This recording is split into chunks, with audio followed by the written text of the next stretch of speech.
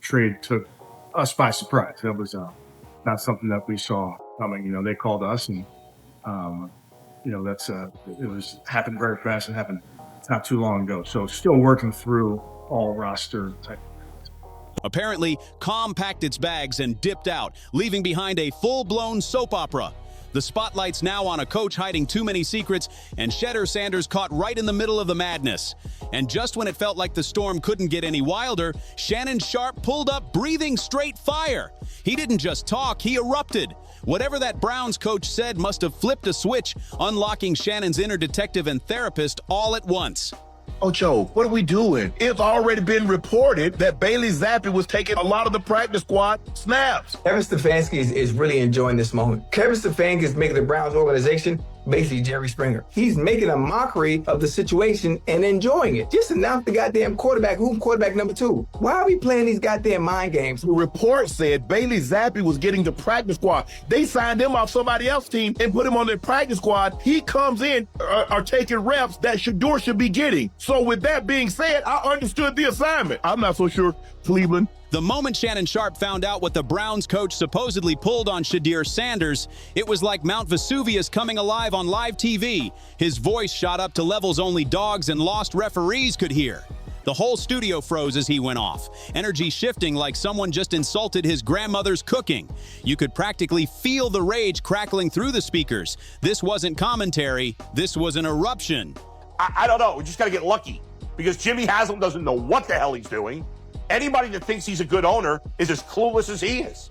Just because he spends money doesn't make him a good owner. He's a horrible owner. And any smart person in football will tell you he's a horrible owner. He is a buffoon. There's no doubt about it. And it's a buffoon organization. So I don't know if you can salvage things without Kevin Stefanski, with the next guy. But the only 2 excuses I ever hear of why to keep Kevin Stefanski is 2-time coach of the year and, well, he's better than what we had. But Shannon wasn't just mad. He was spiritually offended, like his soul took it personal. Every word that came out hit like a heavyweight punch, each syllable sounding like it bench pressed 300 pounds before going live.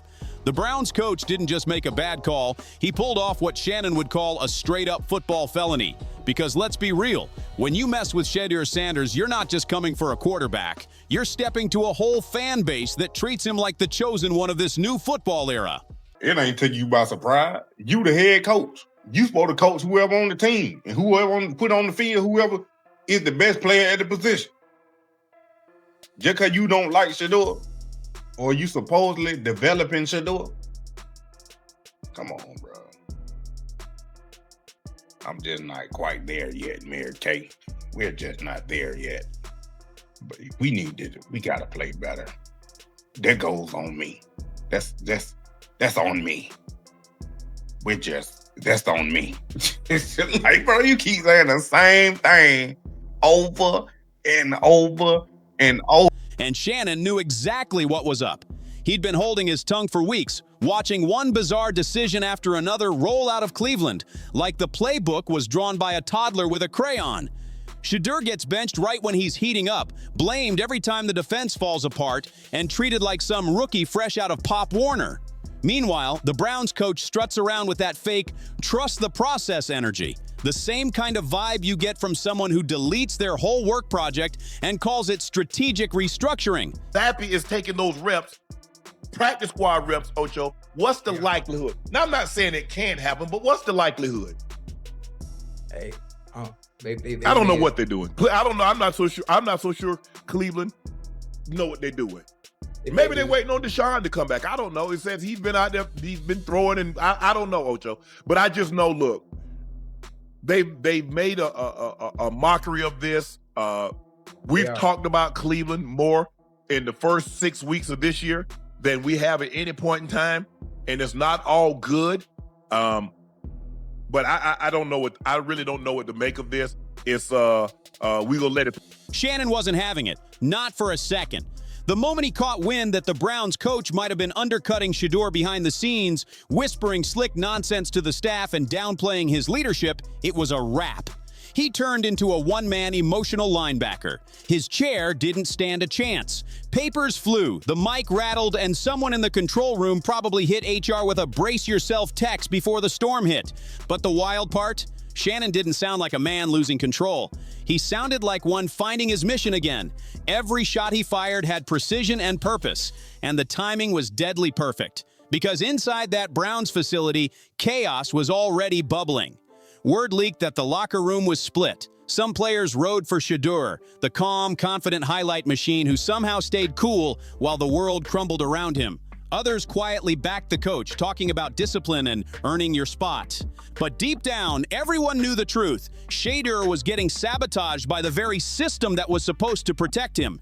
And as Shannon's fiery rant spread across every sports feed in the country, you could picture Shedeur sitting in that locker room, scrolling his phone, watching Shannon go off, and cracking a little smirk like finally somebody said it. The goal is not to be mediocre. The goal is to win a championship. And maybe that's impossible with this organization and this owner. Maybe it's never going to happen, but it doesn't mean you give up and accept mediocrity because of that. And the final, and I'll say this, I've been a little wishy-washy on Kevin Stefanski for the last year, and I blame Jason. And this is honestly a very big compliment to Jason.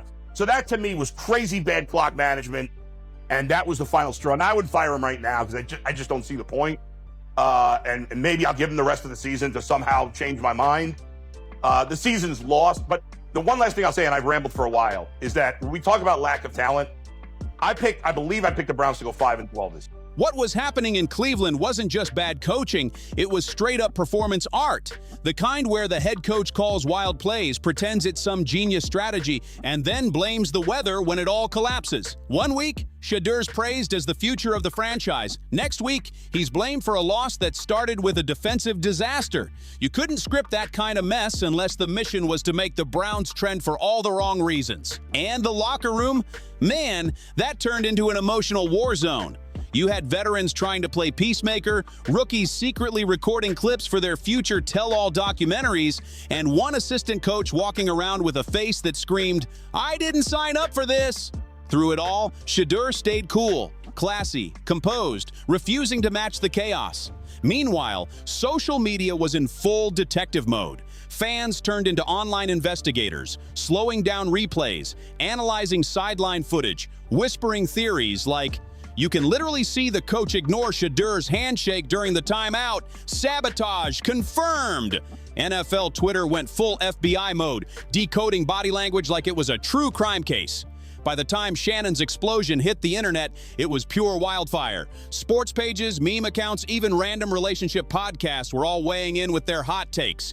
Kevin Stefanski full of shit. That's the type of coach that you talk about instilling confidence into your players. How you think that makes Shedeur feel? I don't know who the backup is. Yeah. You got to be kidding me. You really gonna bring up Bailey Zappi from the practice squad and make him the backup over me and I've been on the active roster? Either Kevin Stefanski thinks Shedeur Sanders is Magic City parking lot, straight ass, or he just don't like him. This is the perfect example of take all your confidence away from a player. He must got some pictures or some evidence on Jimmy Haslam. Like, I've never seen anything. Some people called Shannon a hero. Others said he went too far. But deep down, everyone knew he wasn't yelling out of nowhere. He was channeling the frustration of every athlete who's ever had to carry a team while being treated by the coach like some disposable intern. Meanwhile, the Browns' PR team was probably chain-drinking coffee, trying to type up a clean statement like, "We fully support Shedeur Sanders and have no internal conflict," while quietly debating if they should install metal detectors before Shannon's next appearance, just in case he brought that same fire again. And let's be real, Shannon didn't just make it a hot segment, he turned it into a movement. Suddenly there was Team Shannon and Team Coach, and the confusion spread like wildfire. Players started dropping cryptic emojis, and analysts pretended to stay neutral, but you could hear the shade dripping in their tone. Even retired legends came out of nowhere tweeting, "Just saying," before posting whole essays that said everything without saying it. Inside the Browns locker room, the vibe was thick with awkward tension. Every eye roll felt like a small earthquake. Shedeur tried to keep it cool, pretending not to hear the whispers, but that "bro, you good?" look from teammates said it all. After practice, he faced the cameras like a pro, smiling, saying all the right things. But the silence behind him told another story entirely. You could almost feel the disbelief in the air, because deep down, everyone knew they were using... Because they were using Shedeur, and They ain't got neither one of the quarterbacks they were trying to make the starter. They just traded Joe Flacco and then traded Kenny Pickett before because he had a hamstring injury. And then you stuck with Dylan Gabriel, and then you don't want to play Shedeur. So then you about to sign Bailey Zappi from the practice squad, make him second string, and have Shedeur stay at third. Then you got to worry about Deshaun Watson coming back. Then what you gonna do? Then what you gonna do? You gonna cut Bailey Zappi and put him back on the practice squad? Today, it was bizarre. Kevin actually looked shaken to me today. I mean, to come out and say this trade was a total surprise, my gosh,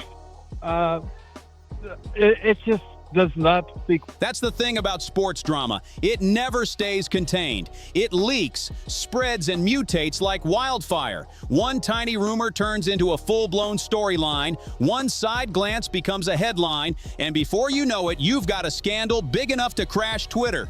Everyone swears they're not gossiping, while refreshing their feeds every 10 seconds. The Browns didn't build a dynasty or a legacy. They built a weekly soap opera. And thanks to one coach's ego and Shannon Sharpe's volcanic explosion, they turned themselves into the NFL's most addictive reality show, the internet's newest obsession. Every sports outlet was replaying Shannon's eruption in slow motion, analyzing his expressions like it was courtroom evidence.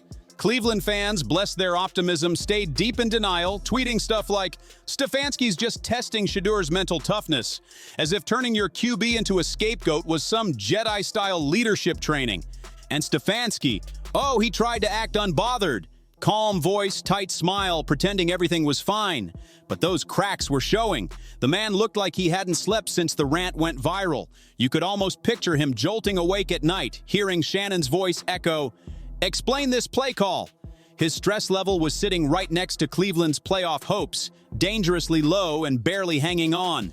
Shedeur Sanders should be the backup. Period. Bailey Zappi, who Kevin Stefanski is currently trying to figure out if he's going to be the number 2. You've seen him play in Cleveland before. He started week 18 last year against the Baltimore Ravens. The Browns lost 35-10. Bailey Zappi had a touchdown and 2 picks. And y'all didn't choose to sign him. So the Chiefs signed him, and then the Chiefs cut him August 28th, and then y'all re-signed him. But you already knew what you felt about Bailey Zappi. Because at the end of the season last year, you let him go. So clearly you didn't want him that bad. And now that it's time for Shedeur to get a turn, you're like, this Bailey Zappi dude, we got to see what we feel about him. You saw him. He was... Inside that Browns locker room, things were getting weirder by the hour. Like a high school cafeteria where everyone secretly picked sides. Half the squad whispered that Shedeur deserved way better, while the other half kept their eyes on the floor, pretending they didn't hear a thing.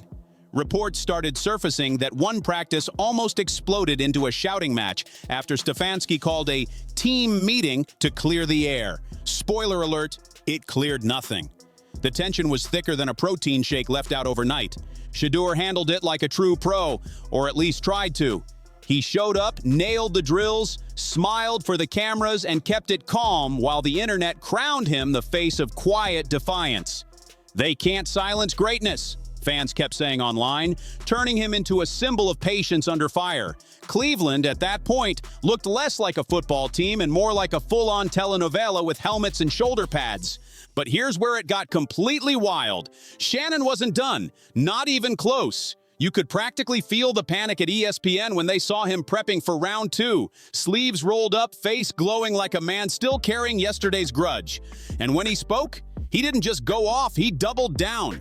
He started dissecting plays, calling out coaching choices, exposing every suspicious move like he was narrating a conspiracy doc. At that point, Shannon Sharpe wasn't breaking down football anymore. He was performing an exorcism. The man was fully possessed by the spirit of accountability. Kevin does not trust Shedeur Sanders yet. If he did, he would have named him the backup quarterback yesterday. Could he still name him a backup quarterback? Yes. Is there a possibility Zappi's the backup quarterback? Yes. Now, if that happens, what are the Browns doing with Shedeur Sanders on their roster? And by the way, I could also put it on you, Kev, and Tommy Reese. How do you not have this kid up to speed? It's been months. What are you doing with him? They don't think he's ready? Fine. Get him ready. It's your job.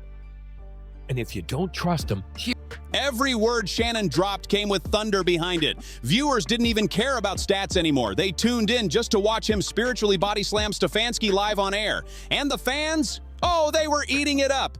Twitter Spaces started popping off with titles like Free Shedeur Movement and Stefanski Needs Glasses. Memes were flying faster than game day passes.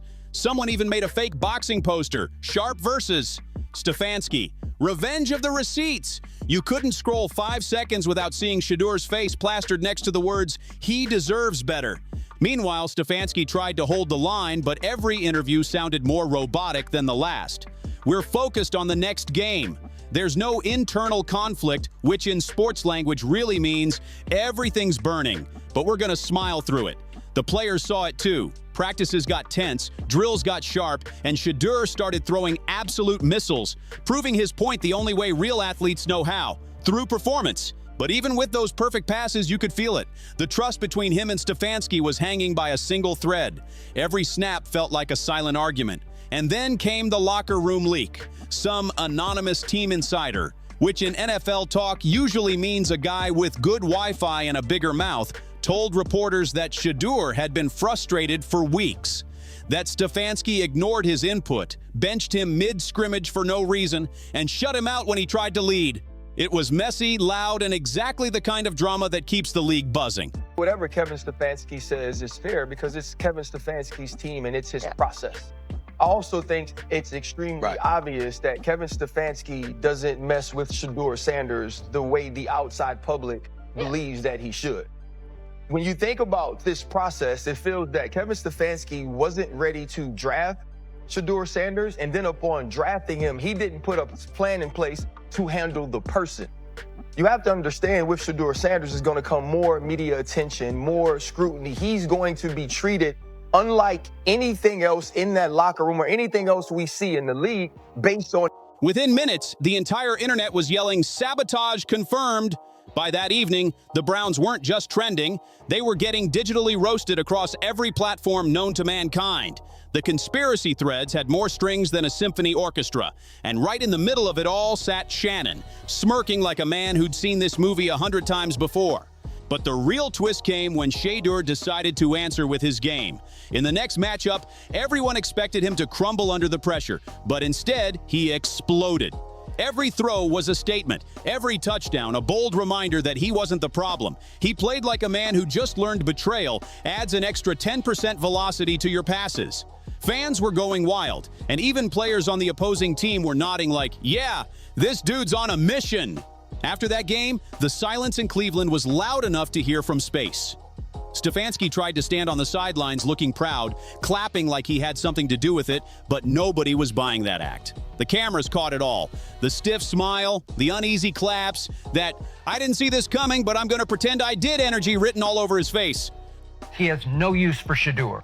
It's going to take the owner stepping in and saying no to Stefanski, but I'm going to tell you what tears me up about this. They have the 4th easiest schedule remaining. They have what Pro Football Focus ranks the #1 defense in pro football. This draft class is starting to percolate. Here's what the hell nobody's telling you about the Shedeur Sanders situation from a business perspective. How in the world are 8 Browns quarterbacks being paid, but several aren't even Browns quarterbacks? They're not even on the roster. Because there's a difference in opinion between the 2 most important people in the building, the coach and the general. And of course, Shannon had that victory lap locked and loaded. He didn't need stats, fancy graphics, or deep analysis, just one smug grin and a cold, "Now who's the problem?" The studio didn't even know how to react. Half the audience wanted to laugh, the other half wanted to applaud. Even the co-hosts looked like they were holding back tears from laughing too hard. This wasn't a sports debate anymore. It was a full-blown exorcism of bad coaching, broadcast live for the world to witness. By the end of the week, Cleveland media went into full panic mode. PR statements flying, forced smiles on camera, and vague talk about miscommunication. Stefanski looked like a man questioning every decision he'd ever made. Meanwhile, Shedeur stood tall, calm, confident, unbothered. He didn't need to say a word. The scoreboard had already spoken for him. But still, the damage was done. That locker room would never feel the same again. Players who once nodded politely at Stefanski now gave him that cautious side eye, wondering if they were next on the chopping block. Shannon's voice did what months of losses couldn't. It shook the entire Browns organization to its core.